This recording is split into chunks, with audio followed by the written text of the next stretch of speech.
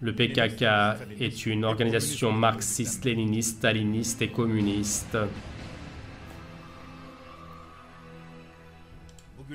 Et aujourd'hui, dans le sud-est de notre pays, la terreur du PKK, et en fait, c'est une terreur communiste elle-même. Et donc, Abdullah Öcalan, dans ses paroles, cette situation l'a déterminé clairement.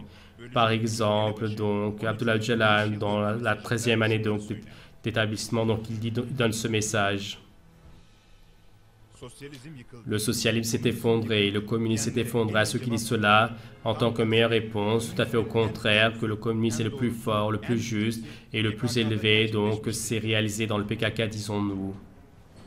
Et donc la tête du leader donc, du PKK, donc, dans son discours du 1 mai 1980, que le PKK est une organisation marxiste-léniniste, et il l'a exprimé très clairement et dans nombre de ses discours. Et donc, peu importe que cela vive des conditions, donc l'objectif de la classe ouvrière, donc, et à son répertoire, donc, est obligé de se reposer sur le marxisme-léninisme. Et si on fait attention, la raison de notre existence, et donc c'est formé autour de cette réalité. Et donc, et si ces murs, si ces barrières féodales n'étaient pas passées, donc la pensée la plus moderne qui est le marxisme-léninisme ne serait pas installée dans nos têtes. Et eux, ils disent que notre parti est un parti communiste, et dans tous les statuts donc du parti, donc toutes les lois communistes sont expliquées, et jour et nuit, donc ils font de la propagande communiste. Le Abdullah Öcalan, chaque fête, acte, chaque slogan, avec chaque information, il dit que je suis communiste. Et dans le congrès de l'établissement de l'organisation et sur le site internet, les expressions, donc leur fidélité au marxisme, de manière nette est présentée. La théorie marxiste-léniniste doit être très bien assimilée, et les cadres leaders donc doivent faire référence au marxisme fréquemment, et donc et cette doctrine, ils doivent vraiment l'assimiler. Nous, donc plus que donc une et obligatoirement donc en tant que représentant d'une telle doctrine, et donc en tant que défenseur d'une telle doctrine, et donc en la pratiquant au pouvoir du pays, et donc pour diffuser, disperser donc le pouvoir présent en tant que répertoire de faire des actes, nous devons faire ce qui nous incombe. La terreur du PKK aujourd'hui en Turquie et dans l'histoire est un des grands soulèvements communistes du monde, et dans l'histoire de la République turque, c'est le plus grand soulèvement. Donc, c'est un soulèvement marxiste-léniniste, staliniste, et donc l'organisation qu'elle a une structure marxiste-léniniste, que ce soit dans les réquisitoires des procureurs, que ce soit dans les rapports du MIT, renseignements généraux turcs, que ce soit dans les décisions des tribunaux, c'est fixe, et que les organisations dans leur drapeau qu'ils utilisaient pendant longtemps, donc le symbole du communisme, donc le marteau et la faucille, donc c'est suffisant pour prouver cela. Donc cet emblème ensuite, d'un point de vue stratégique et tactique, a été changé par l'organisation. Et donc Abdullah Öcalan, le PKK, donc sa base idéologique, que c'est le marxisme et le léninisme. Dans une de ses déclarations, il dit ainsi: le PKK et donc a subi un développement conforme à la tradition du marxisme-léninisme. Désormais, il est clair que comme donc la chair et le long, ils vont donc rester ainsi.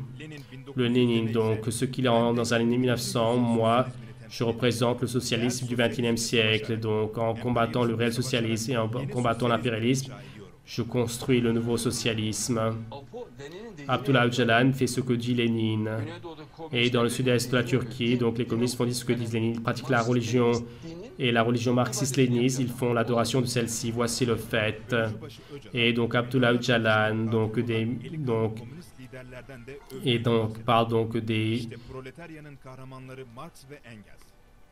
Et donc Marx et Engels, et donc son génie théorique, politique, léniniste, son praticien pratique, Staline, Ho Chi Minh et Mao, et donc beaucoup de héros qui marchent sur leur chemin. Donc,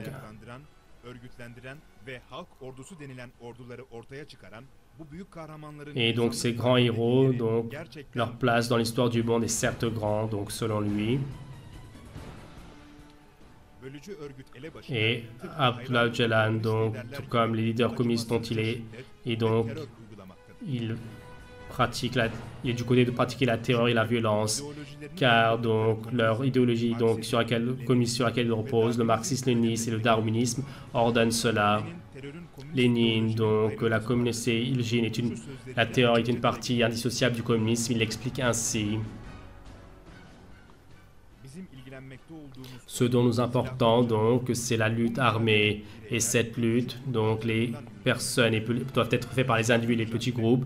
La lutte armée, donc,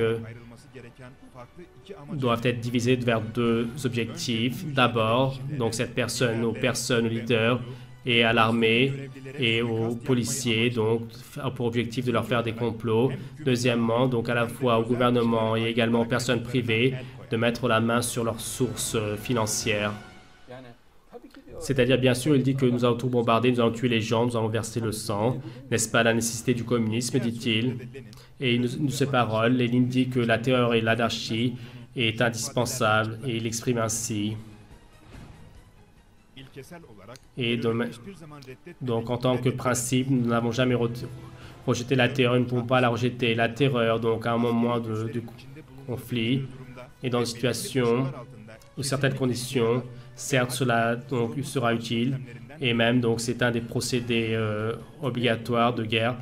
Ce que dit Lénine, donc pour pratiquer le marxisme, pour pratiquer le léninisme, il y a un seul chemin, c'est la terreur, dit-il, la violence révolutionnaire, donc la violence communiste. Sans terreur, le communisme, donc que cela diffuse dans le monde, c'est impossible. Sans la violence, il dit que c'est impossible que donc le policier, le gendarme, sans que tu le tues, tant que tu ne bombardes pas les commissariats, tant que tu ne voles pas les banques, et tant que tu n'entres pas dans la maison des riches, et tant que tu ne les massacres pas et tu ne prends pas leur argent, la dictature prolétarienne, tu ne pourras jamais la former, dit-il. Et la dictature prolétarienne, le seul chemin pour que le communisme se développe, et donc le seul chemin, donc ils disent que c'est la terreur. Et si vous faites le contraire, dit-il, et vous auriez dévié de la ligne marxiste-léniniste. Le PKK, en étant une personne qui va être en tant que terroriste, d'abord, il enseigne la dialectique et le matérialisme et le darwinisme. Ici, ce n'est pas donc un mouvement ethnique, mais c'est un mouvement donc communiste et irréligieux. Et sous l'apparence du nationalisme kurde, et en fait, c'est fait pour maquiller les yeux des gens. Pour cette raison, dans toute la Turquie, il faut faire une lutte anti-darwiniste, anti-matérialiste, anti-communiste. Donc faire une propagande comme ça en ce sens. Là où il n'y a pas le darwinisme, il n'y aura pas de matérialisme. Là où il n'y a pas de matérialisme, il n'y aura pas de communisme. Là où il n'y a pas de communisme, il n'y aura pas le PKK. Donc la solution contre le PKK et donc le darwinisme matérialiste, le communisme, donc les faire s'effondrer avec les procédés scientifiques et donc établir au plus tôt l'union turco-islamique. Il n'y a qu'une seule solution, c'est donc anticommuniste, antistaliniste, un travail intellectuel. Et quand ceci est fait, les communistes, donc leur veine jugulaire sera arrachée, leur cerveau sera dispersé, car ceci, c'est une question de croyance, c'est une question d'idéologie. Et donc, contre l'idéologie, la solution, c'est quoi? Donc, c'est d'enlever cette idéologie, n'est-il pas? Et donc, quand l'idéologie n'est pas enlevée, l'anarchie et la terreur continueront. La seule solution, ce cerveau, cette croyance, c'est de l'enlever. Ce n'est pas de tuer ces personnes, c'est d'enlever la croyance. Une fois et pour enlever la croyance, un travail scientifique est nécessaire, anti-marxiste, anti-léniniste, anti-darwiniste, un travail scientifique, intellectuel, et cela résolvera donc à la base, et très vite cela sera résolu. Donc il cherche une solution contre Abdullah Öcalan.